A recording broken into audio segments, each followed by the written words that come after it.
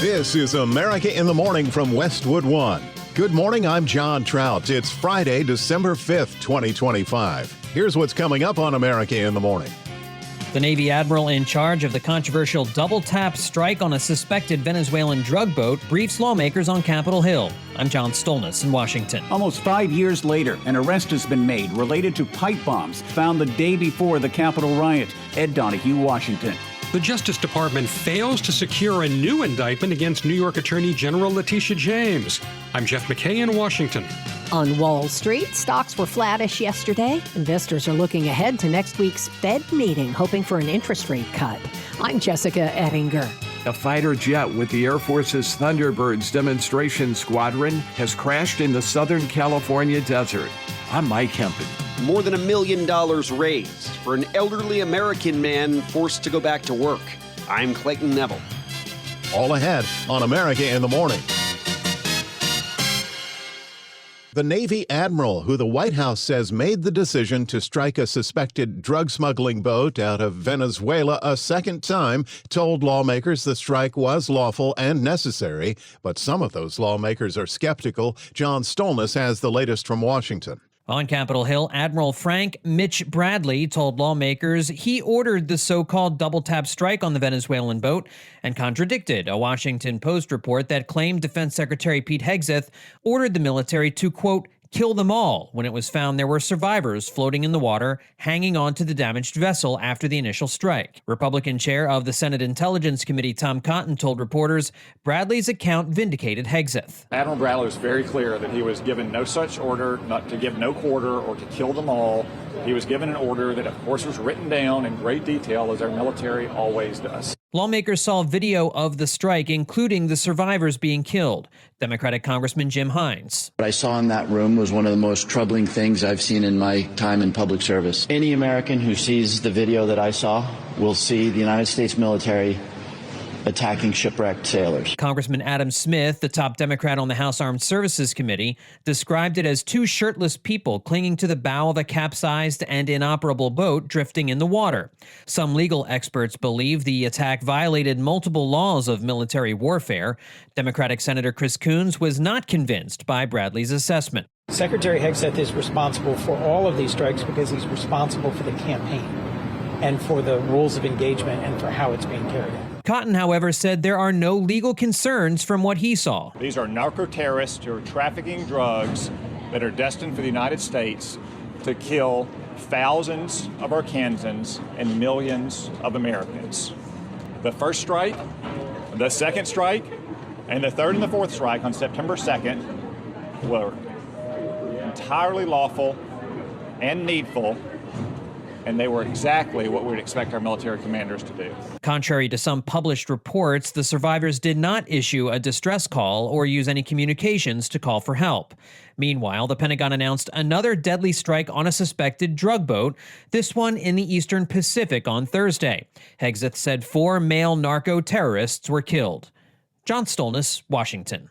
Calling it good, diligent police work, the FBI and Department of Justice swooped in and arrested the man they claim planted pipe bombs near the RNC and DNC headquarters the night before the January 6, 2021 Capitol Riot. Correspondent Ed Donahue reports the man's home was just a 45-minute drive from the U.S. Capitol. Almost 5 years later, an arrest has been made related to pipe bombs placed outside the headquarters of the Republican and Democratic national parties in Washington, D.C. An investigation spearheaded by the deputy director and the ADIC of our Washington field office brought in a new team of investigators and experts, re-examined every piece of evidence, sifted through all the data. They were found the day before the Capitol Riot. Attorney General Pam Bondi says the man arrested is Brian Cole Jr. from Woodbridge, Virginia. Let me be clear. There was no new tip. There was no new witness. Just good, diligent police work and prosecutorial work. No details were given about a motive or whether the placement of the bombs, which never detonated, had any connection to the riot. When you attack American citizens, when you attack our institutions of legislation, when you attack our nation's capital, you attack the very being of our way of life.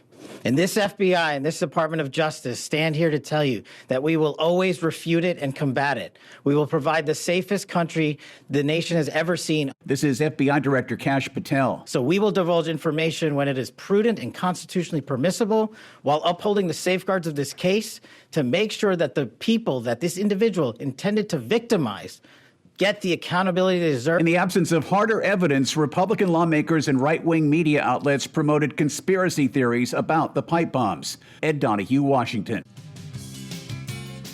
No indictment for New York's Attorney General. When America in the Morning continues after these messages.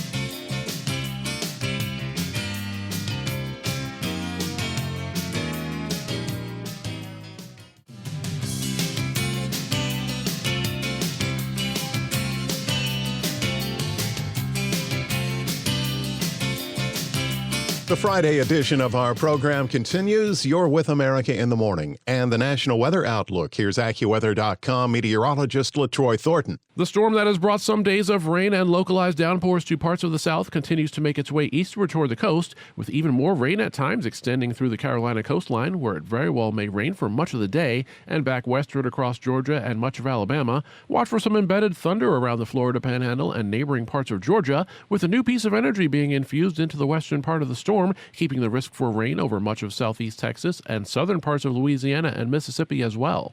The northern side of this storm will stay over areas that are waking up to some of the coldest air of the season around the mid-Atlantic and a swath of the Appalachians, and that's going to mean snow continuing over some interior sections and reaching parts of the mid-Atlantic as far to the north and east as southern New Jersey and the Philadelphia area, although AccuWeather winter weather experts say that those areas in particular are unlikely to pick up much, if any, accumulating snow today.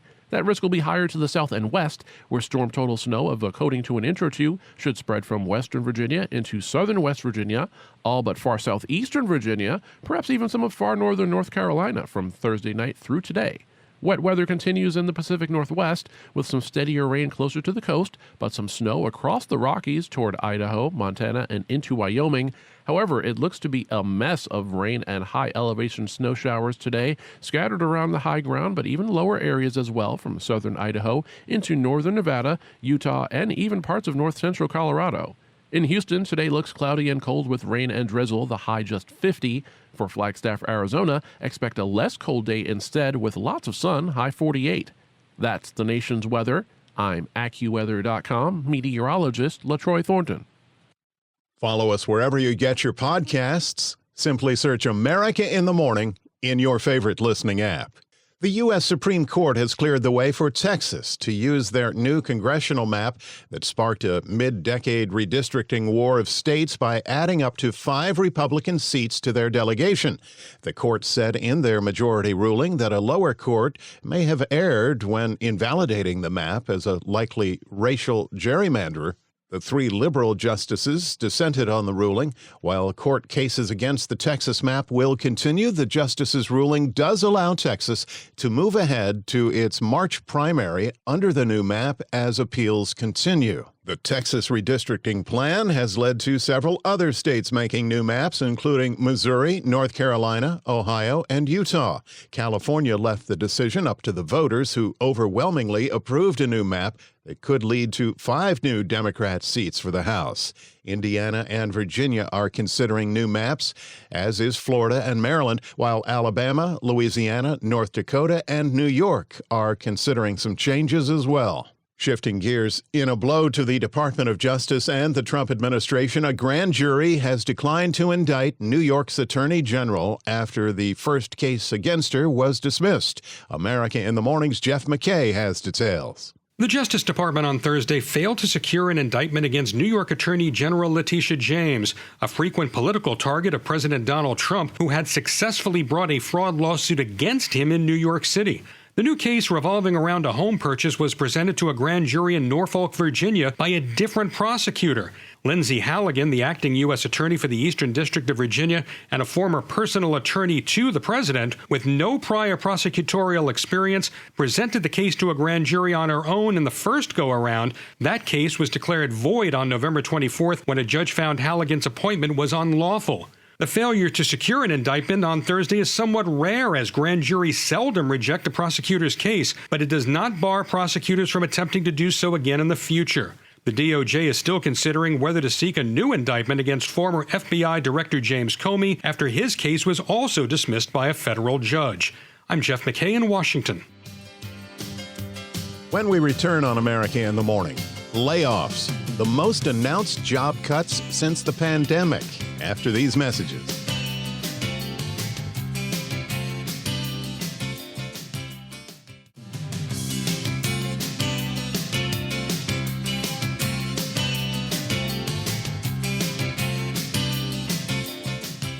The Business Report is sponsored by Gusto. Gusto's a simple online payroll and benefits tool built for small businesses. Learn more at gusto.com/radio. CNBC's Jessica Ettinger.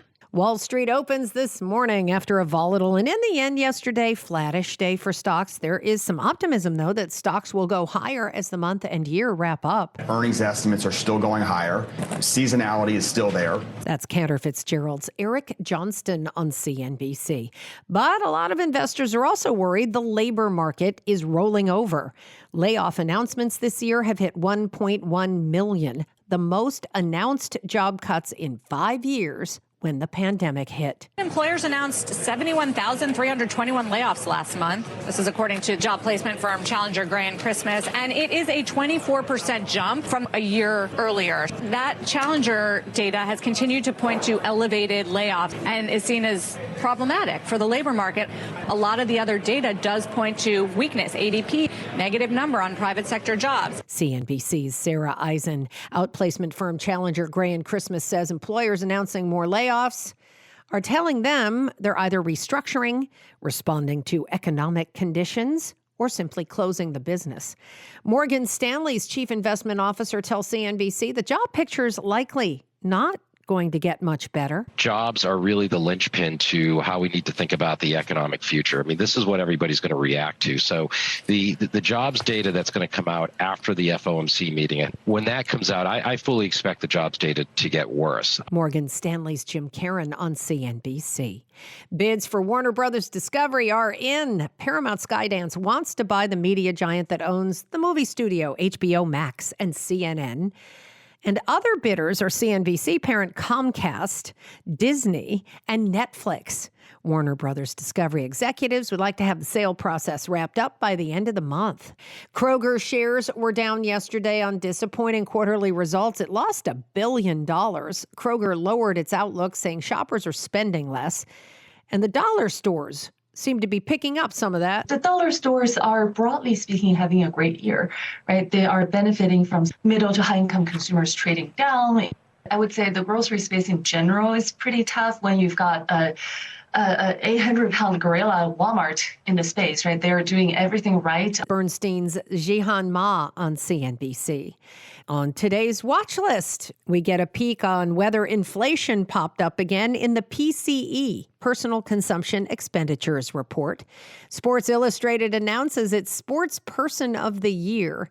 And new in theaters tonight, Universal's Five Nights at Freddy's 2, Sony's Merrily We Roll Along, IFC's 100 Nights of Hero, and Lionsgate's 4.5-hour Kill Bill the Whole Bloody Affair. Thank you. There's CNBC's Jessica Ettinger.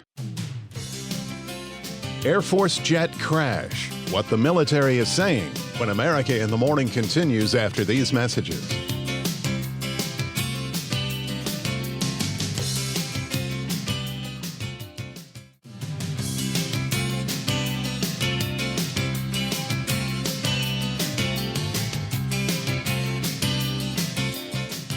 Military investigators are attempting to figure out what led an Air Force jet to crash in California. Correspondent Mike Hempen has the latest. Military officials say a fighter jet with the Air Force's Thunderbirds demonstration squadron has crashed in the Southern California desert. The pilot managed to eject safely and is being treated for non-life-threatening injuries. The F-16C Fighting Falcon went down during a training mission Wednesday morning over controlled airspace. The Air Force says the crash is under investigation. The San Bernardino County Fire Department responded to the crash site near Trona in the Mojave Desert. That's about 180 miles north of Los Angeles. The Air Force Thunderbirds perform tight formations at air shows and train to fly within inches of each other, similar to the Navy's Blue Angels. The Blue Angels and Thunderbirds have had dozens of crashes over the years.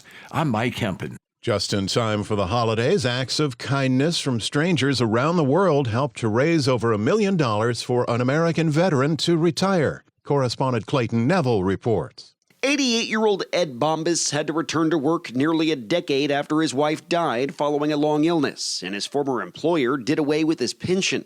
He went to work for a Michigan grocery store, and his story went viral recently in a social media video of Bombas explaining what happened firsthand. The thing that hurt me the most was my wife was real sick, and when they took the pension, they also took the health care coverage. Australian social media influencer Sam Weidenhofer helped share the message. He flew to the U.S. and gave the 88-year-old a $400 tip.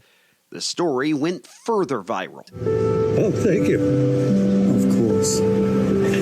I just wanted to give him a chance to, retire, or at least have some comfort. Weidenhofer spoke with ABC News after Bombas learned that strangers worldwide donated over $1.5 million. I'm Clayton Neville.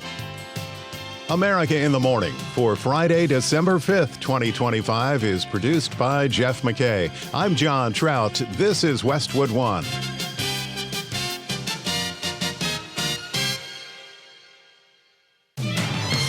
This is America in the Morning from Westwood One. I'm John Trout. Coming up this half hour. Russian President Vladimir Putin has said some proposals in a U.S. plan to end the war in Ukraine are unacceptable. I'm Karen Shemas. The immigration crackdown in the U.S. in full force.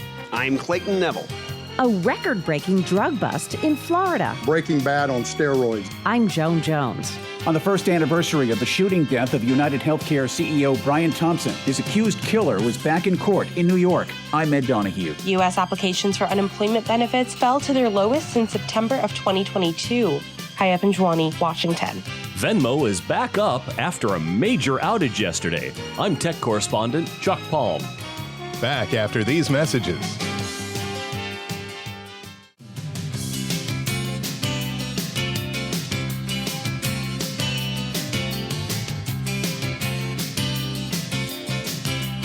America in the Morning continues with rain and snow, part of the Friday forecast. Here's AccuWeather.com meteorologist LaTroy Thornton. A storm tracking across the south over the past couple of days with some heavy rain at times near the coast shifts more toward the southeast coast through the day today, but some colder air on its northern flank will combine with moisture building northward in order to create the risk for some snow, mainly early in the day today, from areas along the West Virginia border into far southern New Jersey, even perhaps crossing the Maryland border into the southernmost counties of mainly eastern Pennsylvania. Little, if any, snow accumulation is expected from those parts of Pennsylvania and New Jersey, but there can be a general storm total of a coating to an inch or two of snow from all but northernmost Delaware through the Delmarva Peninsula and westward into Baltimore, the nation's capital, and much of southern West Virginia, even across Virginia, except for the southeastern corner of the state. Of course, the storm clearing the coast will mean continued rain in the southeast today, with rain at times from North Carolina, south and west, into much of Alabama and just about all of Georgia. Thunder looks to be the most likely from far southwestern Georgia through the Florida Panhandle, and farther to the west, a new bit of energy arriving will mean another round of occasional rain for much of the Texas Gulf Coast, again including Houston, but also extending eastward into southern and central Louisiana and roughly the southeastern half of Mississippi as well. It's also busy in the north, with occasional snow and flurries tracking from the eastern Dakotas across much of the upper Midwest. In the northwest, look for rain in Washington, Oregon, and much of Idaho, with enough cold air for some snow instead from around the Idaho-Montana border into Wyoming, although much of this may just be flurries overall. Showers of rain and snow reach northern parts of Nevada, Utah, and Colorado today. I'm AccuWeather.com meteorologist LaTroy Thornton. Follow us wherever you get your podcasts. Simply search America in the Morning in your favorite listening app. The White House is optimistic. Both Russia and the European Union pessimistic regarding the meeting this week between U.S. envoys and Kremlin leadership over talks to end the war in Ukraine. Correspondent Karen Shamas reports that after the meeting with U.S. officials, Vladimir Putin warned that Ukrainian troops must immediately withdraw from the Donbas region or Russia's military will take it by force, a move that Ukraine's president says will not happen. He would like to end the war. That was their impression. Now, whether or not, that was their impression. Their impression was that he would like to see the war ended. I think he'd like to get back to dealing a more normal life. I think he'd like to be trading with the United States of America, frankly, instead of, losing thousands of soldiers a week.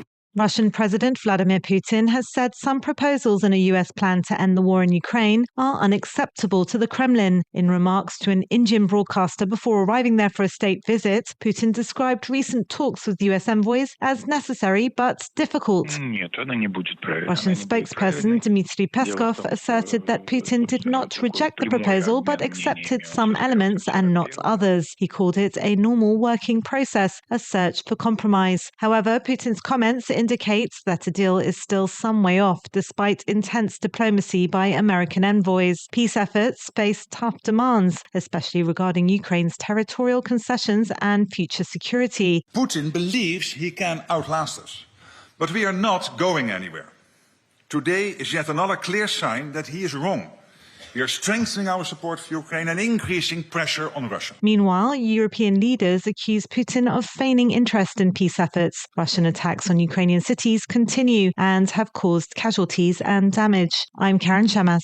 The Trump administration is not backing away from its plans to crack down on immigration, despite protests in New Orleans and pushback from the mayor of Minneapolis. Correspondent Clayton Neville has the latest.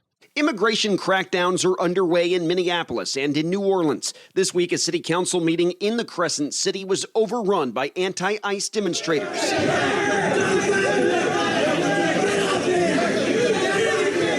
One person was carried out of the meeting while authorities worked to get control. The immigration enforcement blitz, dubbed Operation Catahoula Crunch in New Orleans, aims to make 5,000 arrests. This man spoke with MS Now in New Orleans, where he says some residents are laying low. The attitude that a lot of people are taking is, this is an oncoming storm, let's prepare like we regularly do. And people are getting their rights in order, they're organizing themselves, they're organizing their families. Some people are leaving town like you would with a storm. So there does seem to be very much a parallel between a hurricane coming to town and these CBP agents coming to town. Federal officials cracking down on deportation in the Twin Cities of Minneapolis and St. Paul, Minnesota. Local leaders there defending Somali residents as President Trump accuses migrants from that country of being garbage. We don't want them in our country. Let them go back to where they came from and fix it. Meanwhile, the Trump administration plans to reduce the period of time that work permits are valid for refugees. The overhaul also applies to immigrants with pending applications for asylum or permanent U.S. residency. Under the new rules, U.S. Citizenship and Immigration Services said that it will issue work permits to those populations for a maximum of 18 months instead of the current 5-year period. I'm Clayton Neville. The mayor of Minneapolis signed an executive order banning city-owned parking lots, garages, and vacant lots to be used by any immigration enforcement operations. The order comes after reports that federal agents used municipal lots in Chicago as staging areas before the mayor of the Windy City issued similar orders. A Florida man faces federal charges after being busted with an arsenal of weapons and tons of drugs, many more powerful than morphine. Referencing a hit TV show, correspondent Joan Jones has details of what police called a criminal operation that was Breaking Bad on steroids. The bust took place in Brevard County, where 26-year-old Maxwell Horvath was storing some 92,000 pounds of a substance called 7-O. It's derived from kratom, and it's considered 15 times more powerful than morphine, nearly $5 million worth of drugs. The bust came after undercover agents purchased 7-O in September and even got a tour of Horvath's operation. He had it lined up with all sorts of different chambers and rooms and sterile environments, everything else. And they were taking it, extracting it, putting it in compressing machines. Brevard County Sheriff Wayne Ivey there, who said it reminded him of the TV series Breaking Bad. And he thinks that because you go there and make a purchase, or you make a purchase online and he ships it out of the state of Florida, he's not violating the law. Well, trick or treat. He is. And it wasn't just drugs. Palm Bay Police Chief Mariano Ogello says Horvath also had in stock 5 improvised explosive devices, grenade simulators, and 50 pounds of precursor chemicals to make explosives. We're talking about explosive devices, things that the military are utilizing and other countries are utilizing all over the world to take out populations. Horvath is facing a host of federal charges, and Sheriff Ivey says it's likely he won't ever see the outside of a prison again. At the age of 26, he's already a career criminal, having served 2 years in prison for possessing explosive devices and drug trafficking at the age of 17. I'm Joan Jones. Among the stories we're covering next, new rules for NFL playing surfaces and major payment app outage. That and more when we return. America in the Morning, back after these messages.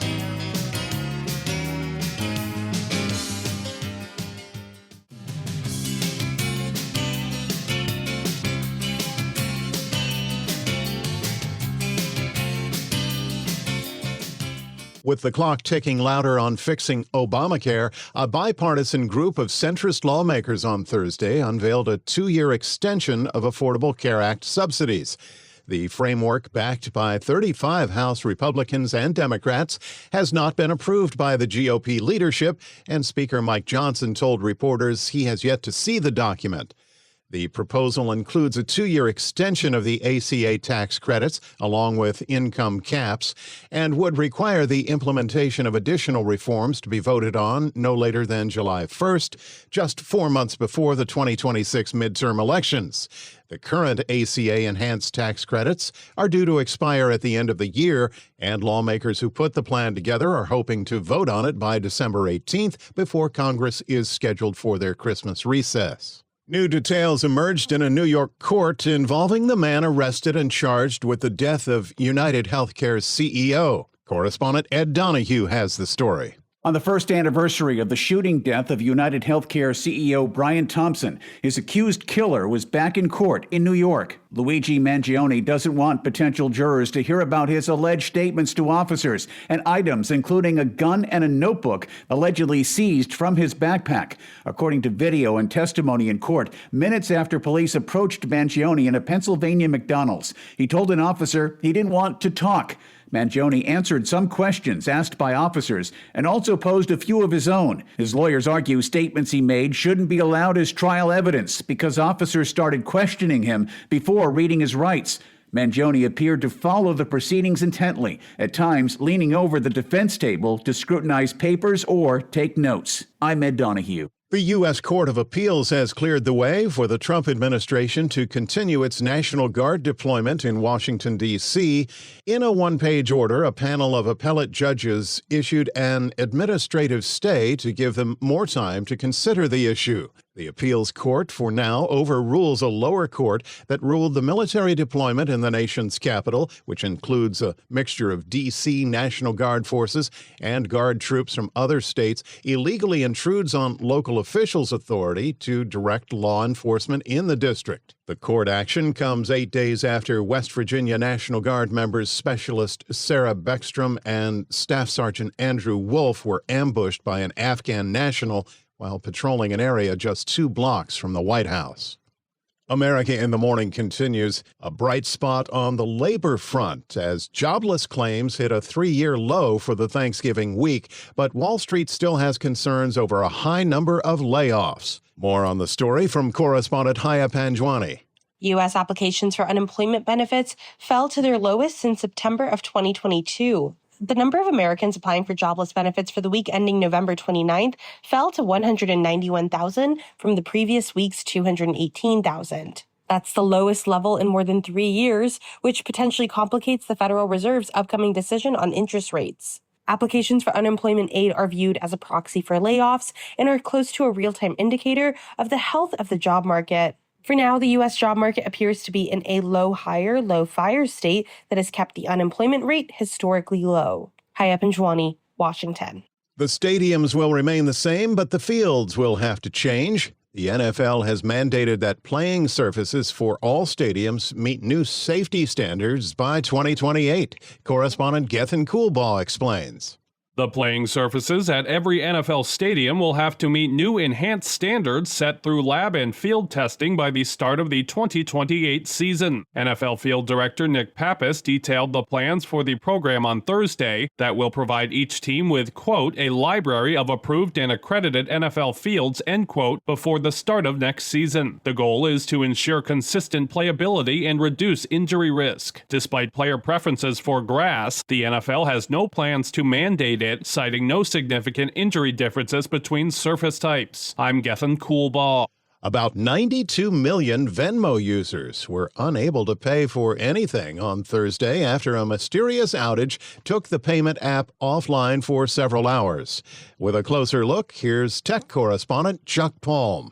Chaos hit Venmo users nationwide yesterday when a massive outage turned peer-to-peer payments into a punchline for bad timing. PayPal-owned Venmo, with 92 million active users, rely on everything from splitting the tacos to settling friendly bets, experienced a glitch that rippled into real-world headaches. Trouble started somewhere between 3:50 and 6:30 p.m. Eastern Standard yesterday, right in the thick of evening errands and your post-workout hustle. Down detector lit up like a Christmas tree and complaints rocketed from about 4,000 to 37,000 in less than an hour. Some user on X posted that while Venmo's down, I'm trying to get an apartment, and if I use my other card, I pay more and don't get cash back. Venmo's response? We're aware. Our team is working on a fix. Strange app behavior like unsolicited password resets had some people eyeing a security problem. Venmo's back up, but just remember, tech is your friendly little sidekick until it's not.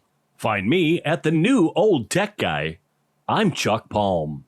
Friday Sports is in with America in the Morning's Robert Workman. The Lions overpowered the Cowboys 44-30 last night to kick off NFL Week 14. Jahmyr Gibbs only totaled 43 rushing yards on the night, but he took the rock into the end zone 3 times, 2 of those in the fourth quarter. Honestly, I'm just trying to help my team win, and whatever they need me to do, I'm going to do it. So whether that's 26 touches, 15 touches, 5 touches, whatever it is, I'll do it. The Detroit defense forced 3 turnovers. Coming up on Sunday, the Steelers are at the Ravens for first place in the AFC North. The Colts take on the Jaguars for supremacy in the AFC South, and the Bears and Packers meet with the top spot in the NFC North on the line. College football's championship weekend begins tonight. The American Conference Championship game in New Orleans has number 20 Tulane and number 24 North Texas. Plus, number 25 James Madison hosts Troy for the Sun Belt title. There's a chance that the winners of both of those games could make the playoff. Tomorrow, number 1 Ohio State and number 2 Indiana clash in Indianapolis for the Big Ten title and the top overall seed. In Atlanta, number 3 Georgia and number 9 Alabama battle for the SEC crown. 4th-ranked Texas Tech meets number 11 BYU in Dallas for the Big 12 championship, and in Charlotte, number 17 Virginia faces unranked Duke. NBA Rui Hachimura's 3-ball at the buzzer lifted the Lakers over the Raptors 123-120. He converted off a pass from LeBron James, who finished with 8 points. If that sounds odd, LeBron's record run of 1,297 consecutive games scoring in double figures came to an end almost 19 years after it began. Lost in the shuffle, a 44-point night from Austin Reeves. NHL, the Islanders rocked the league-leading Avalanche 6-3. A half-dozen different goal scorers handed Colorado just its second regulation loss in 27 games this season. Connor McDavid had a hat trick and a helper in the Oilers' 9-4 romp over the Kraken. That's Friday Sports. When we return on America in the Morning, the passing of a rock guitar legend. After these messages.